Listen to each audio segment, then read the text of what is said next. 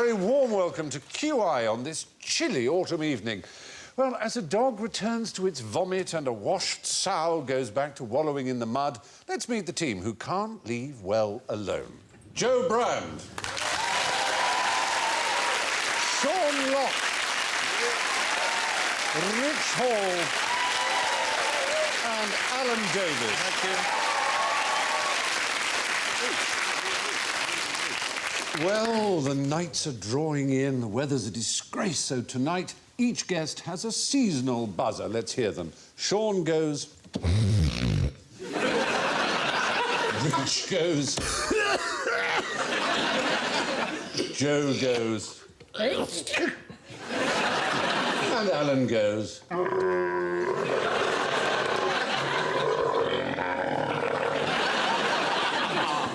So, Joe, can you smell the fear? Of course. Yeah? What's it smell like to you? Jeremy Beadle. The only thing I'm scared of is pine cones. You know the ones with the little holes in? Yes. If I see a Banksia cone on the floor, I have to look away, and if there's loads of them, I have to cover my eyes and just run off. It's an extraordinary phobia. Yeah. You could probably smell the fear, but it'd be a pine-scented fear, wouldn't it? A pine-scented? Yeah, there might be a lovely pine freshness to it. I've got a phobia. Go on. Of axe-wielding psychopaths. The irrational fears that people have. But she does live in South London, so... There's a reason I ask you and not the others. Because you're a lady girl. A lady girl? What you're saying is she's a Thai wrestler. Quite interesting thing. Yes, go on. Lady mosquitoes bite you and suck your blood. That's true. Male mosquitoes, not quite so dangerous. True. Point? Well, you've made a point, but you're going to get one. Women have been shown to be able to smell fear. What this Viennese man did, he was called Grammar, he made a lot of women watch films, some of which were horror films, and all of the women had pads under their arms. Then other women smelt all the pads, and they could identify without fail the pads of women who had been frightened. Those Are you sure this isn't just some soft porn film? You'd think. I know you would think that, but... I think fear smells like crab salad. So I went to this deli the other day, and I said, can I have a crab salad sandwich? And the woman said, we're all out of crab salad. I'm afraid.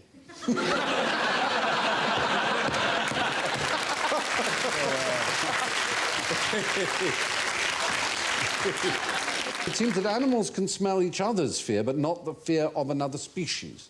The idea that a horse can smell when a man is or a woman is afraid is apparently not true. I had to handle a rabbit recently. Yeah.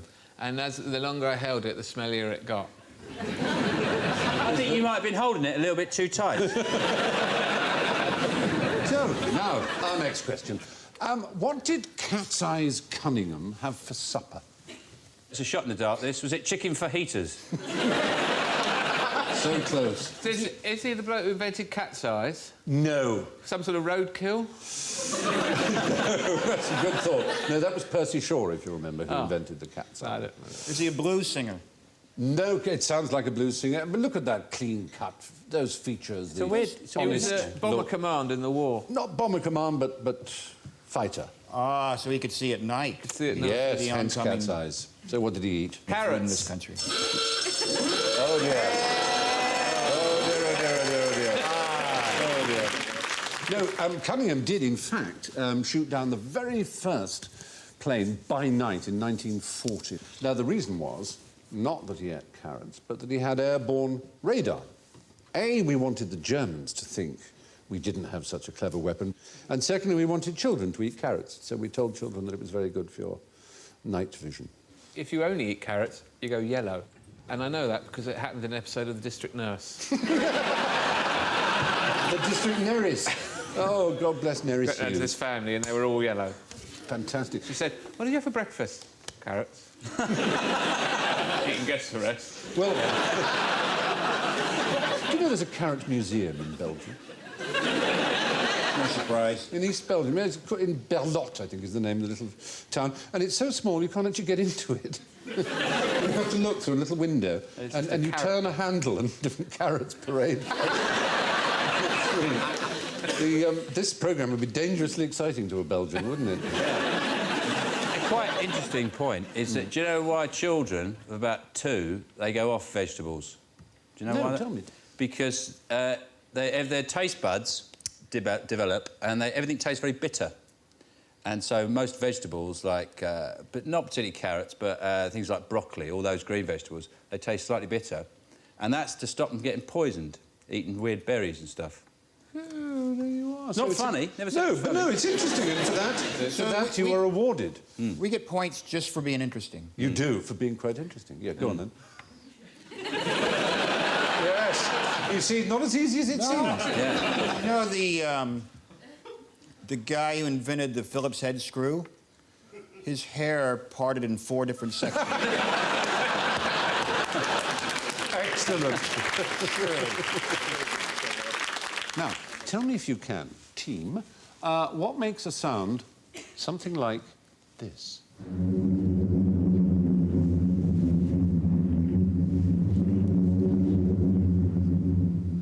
Is it a bee under a sink? Very good. I tell you what, you can hear the same thing giving off a different sound. This for mothers and younger sons only. Let's see if you can... It's something Marco Polo heard and was astonished by. I'll play the first one again. Kajagoo-goo. Here's the first one. It's Marco Polo. Is it? I know what it is. It's a sand dune. It's a desert. Yes! The sand dunes is absolutely right. Congratulations. Very good. Well done.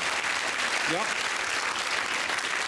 Yes, they sounded like the spirits of the desert, dead people, according to Marco Polo, like drums, foghorns, trumpets, even a twin-engine jet plane to others. Well, how do they make that grasshoppery noise afterwards? Well, it's once a dune gets dry at about 35 degrees, it has to be, quite precisely. Slips. There's this 36 degrees to start. You gave a little grin that just gave you away, but it was very impressive. Yeah, it's about 35, 36 sometimes. Yeah, 35 or 36 degrees, and the dry sand starts to fall when the wind comes from the right direction, and the sand underneath begins to oscillate quite violently, and it gives off this low-frequency sound. It can be heard up to 6 miles away, ladies and gentlemen. Why is there so much sand there? Because it's a desert.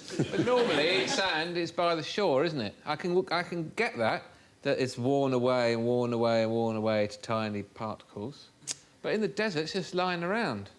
And how much would they charge for their sand? I mean, if you wanted to sum it. I don't think they'd charge. I think they'd say, yeah, have it. You know, if you can get it home, take it. How many grains of sand in the Sahara, do you reckon? Do you reckon? I lost count. It's quite a few. Yeah. I got up to 17, and it's definitely more than that. Apparently, there are more molecules in a glass of water than there are grains of sand in the entire world. The Gobi toad lives under the desert, and every 7 years it waits for some rainfall, and they all come up to the surface, they mate, then they go back down again for 7 years. Wow.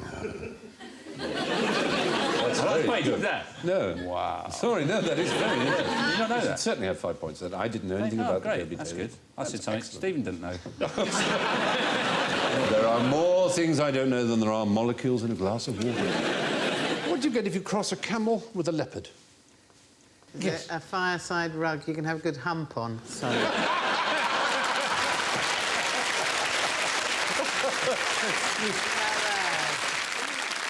You get sacked from the zoo. You might. I know something about leopards, which is they don't mind rotten meat. They catch something, and they'll drag it up a tree, and they'll leave it there for days. Yes, they do, don't they? And they don't mind eating it if it's all covered in maggots, whereas cheetahs only fresh. Ah. So a cheetah will catch something, and the leopard will go over and nick it off it, and then drag it up a tree and not even bother with it. But eating rotten meat is terrible. It gives you spots. Ah. Yeah. Oi! Now. Do you know? Now then. Why can't they mate? Well, they're different species. Yeah, but... That is sort of almost a definition of what a species is. Thing we can't mate with gorilla, even though we are very closely related. But You mean even these if they two- had intercourse? Well, I mean, you could literally the stick your tiny- thingy up the whatnot and... The tiny leopard sperm could not penetrate the camel It egg. could certainly, but it couldn't fertilise it. There is an animal that used to be called a camelopard, and it was believed by the ancients by a man that you love personally with a great passion called Pliny the Elder. Yes, and Pliny the Elder was one of the first to write about this animal. The Romans knew this animal, and they believed that many of the stranger species might be the result of two other species mating. There were such things as griffins and centaurs. So it was assumed that this animal was the offspring of a camel and a leopard. Now, have a look at the camel, and then look at the spottiness of the leopard. What would be spotty with eyelashes and funny lips? Esther Rantzen. Very good. Come on, anyone in the audience have a thought? Giraffe! You see? Oh, you flash. Yes. Is that a giraffe display team?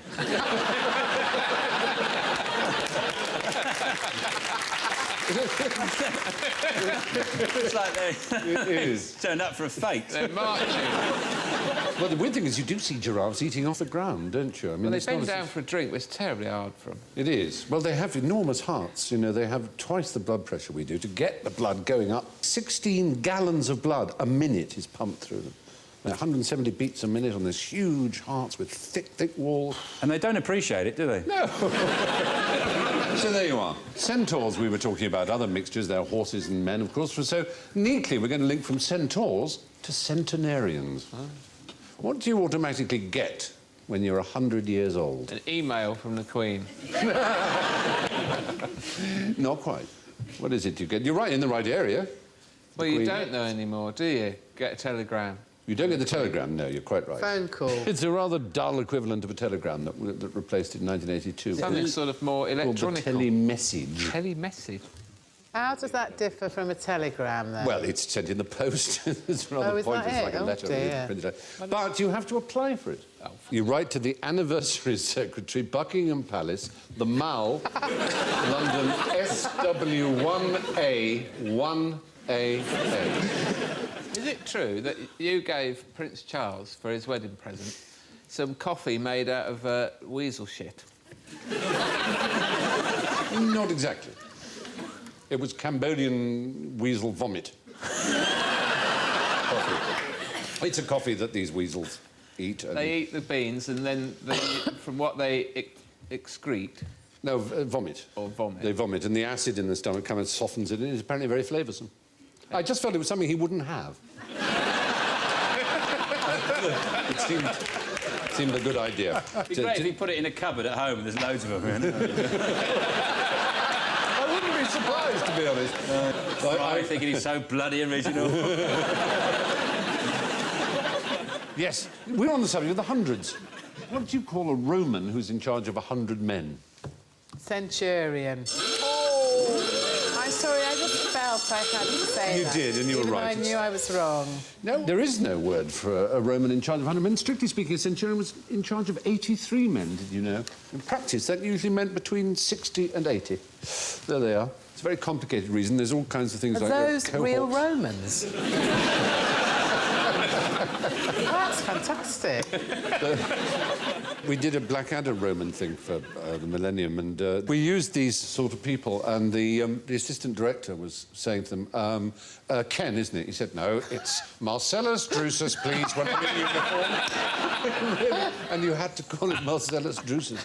And I got him terribly cross by numbering them off. I, V.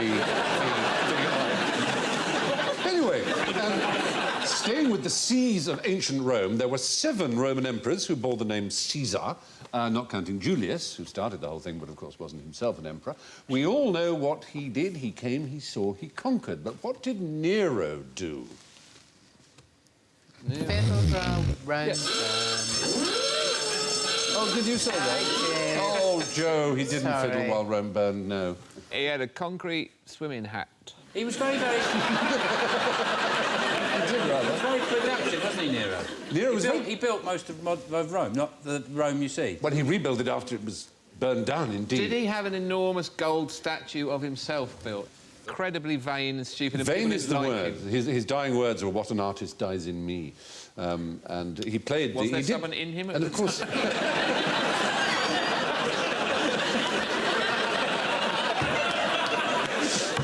Small Fauviste painter has just perished inside my being. Well, anyway, no, of course, the fiddle didn't exist in Roman days. The fiddle was invented, in the 15th century, I think, something like that. So he would have played Kithara or something, a sort of lyre-like thing. But was he doing it like a sort of fire engine alarm? Like... Well, there's some evidence he did try and put the fire out, actually. He blamed a small sect of people for the fire. It was a very useful scapegoat. The gays. No. Even smaller, slightly less well-dressed, and oddly enough, to this day, enemies of the gays. It wasn't the Chavies. No, it was even worse than the... It was Coptics? those damned Christians, yes.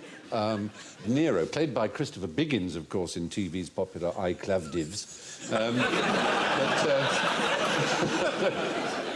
I Chavdivs. Yeah. Some people think he may have even been playing bagpipes when he was watching... Christopher Biggins? No, he is actually that size. Bagpipes, I'm sorry. Yes. No, can't be having it.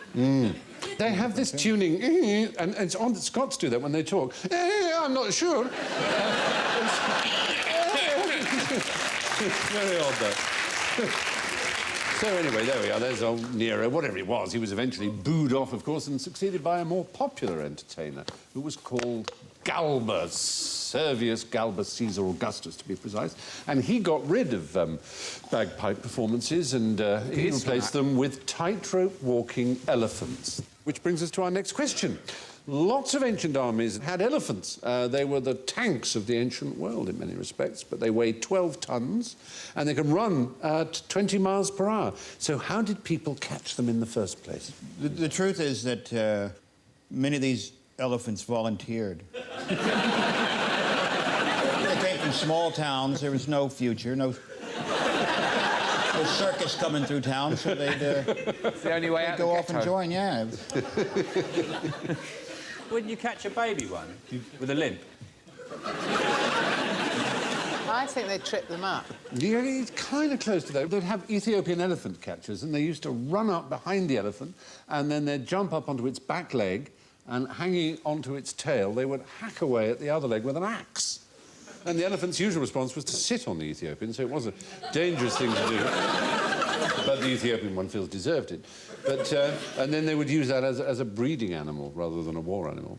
Do you know what was supposed to frighten elephants? What they would do, I'm afraid, is they would cover pigs in oil. This is not funny. Set fire to them, and the pigs would then run after the elephants on fire, and the elephants would be so freaked out by the spectacle of pigs on fire that they would run away.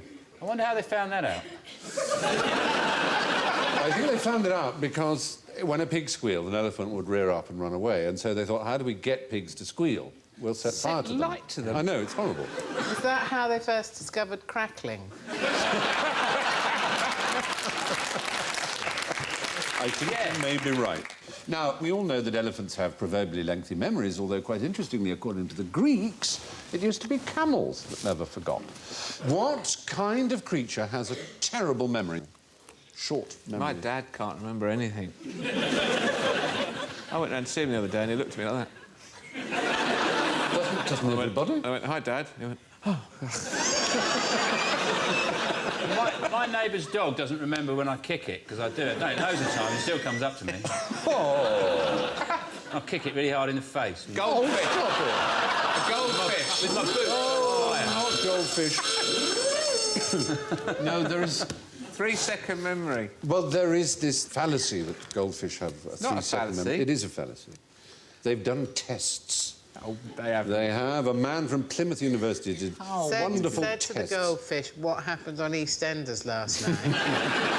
And he remembered most of it. 2 things. 1, there isn't a Plymouth University, that's made up. And 2, they can't remember anything. Yeah, it's a sweet shop with a copy of the Times in it, isn't it? Dr. Phil G. of the University of Plymouth's psychological Is he a department. rapper? He does sound like Dr. Phil G. He trained them to press levers, and they could even tell time because he would have the lever work just for an hour in the day, and they would come and press at the right time to deliver food, and they knew exactly where it was, and they would come back to it How come they can't tell that the deep-sea diver is 3 times as big as the castle? They're damn smart. Well, it seems they have pretty good memories, as a matter of fact. What's more, they're not gold. Put them back in the wild, they go to brown and other different colours. It's actually not true, because I've got 2 in a pond. They've been there 5 years, they're still orange, so... No, in the wildy, but if you're in captivity and for some reason... Where's the wildy? I'd like to go there. Technical term. In Norfolk. So what can't remember anything then? I bet a koala can't remember much. Wakes up, oh. I bet a pig on fire can't remember much. I had a strange experience when I was in Australia recently, and I went to a day out to the zoo, and they give you a koala to hold, and you have a photograph taken of it. And koalas are very lazy animals. They don't exactly work out. You know what I mean? They haven't got firm buttocks or anything. And I had one in my hand, and it kind of just slipped. And before I knew it, I actually had a sort of koala's buttocks. It was actually slipped onto my finger. And it just sort of slid on, and there's... On the photograph, because they take a photograph of you, you're supposed to hold a koala, and the koalas goes this, goes... The worst thing was, they wanted it back, and I said, well, can I hold it for a bit longer? And I was trying to get the finger out, and I said, can I take it away? The list of charges is beginning to add up, isn't it? Have you had the jokes going around the internet about the doctor and all the student doctors? And he's got a corpse there. He's got a cadaver. And he says, it's very important that you completely at ease with the corpse. And he puts his finger up the arse of the corpse, takes it out.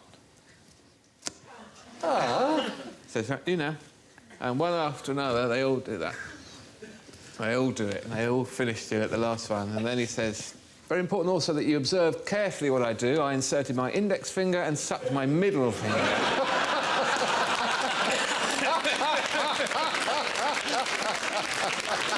I'll try and pay attention in future. Se non è vero, è ben trovato. Thank you. All of which brings us back once more to the hellish netherworld that we call general ignorance. Joe, have you ever been in bed with a myoclonic jerk?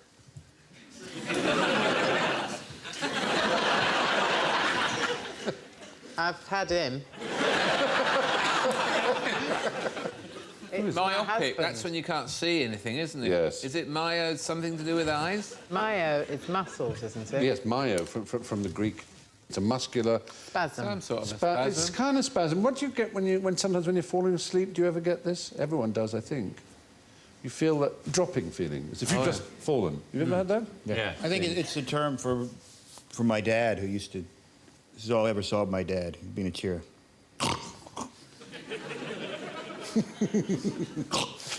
Everyone has it in the audience? Yes, everyone has it. It's very odd. And no one really knows where it comes from. There are theories. One is that it's descended from when we used to sleep in trees.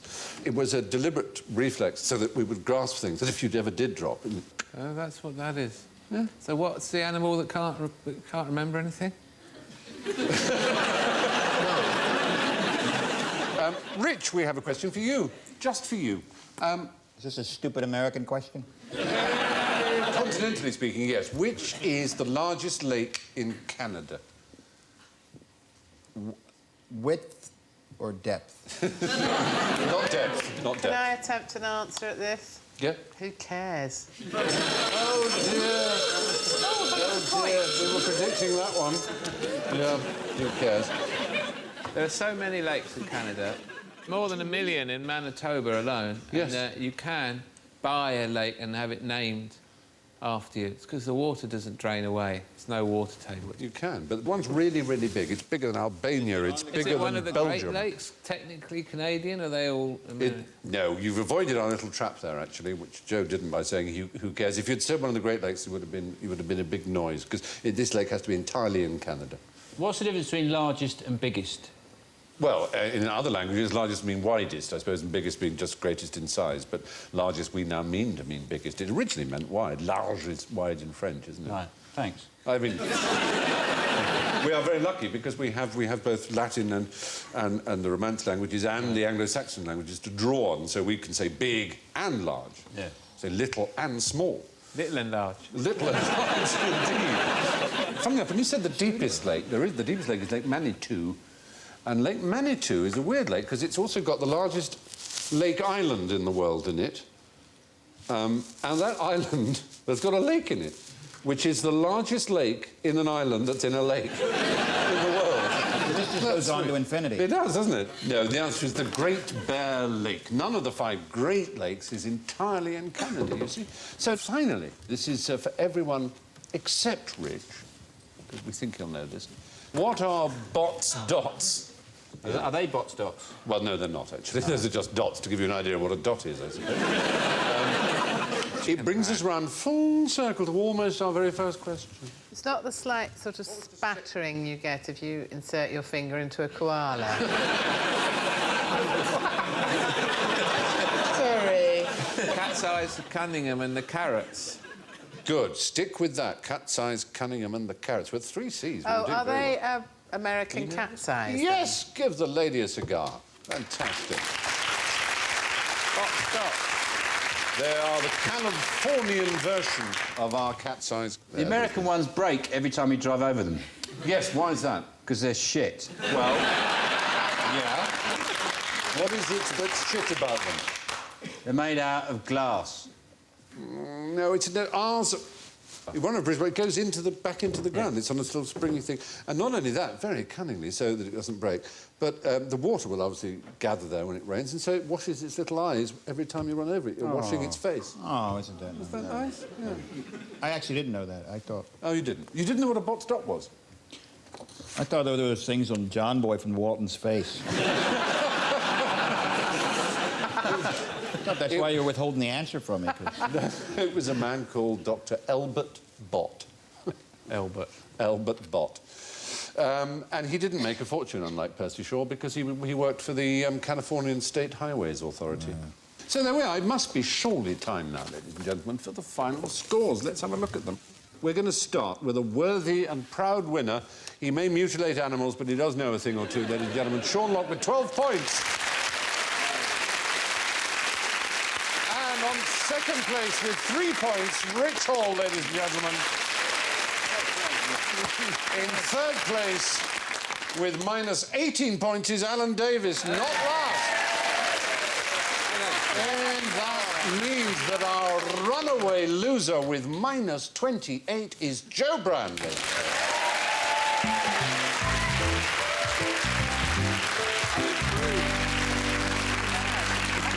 Well, that's all we have time for this week. My thanks to Rich, Sean, Joe and Alan, and I leave you with a helpful tip from the billionaire John Paul Getty. My formula for success, he said, is rise early, work late and strike oil.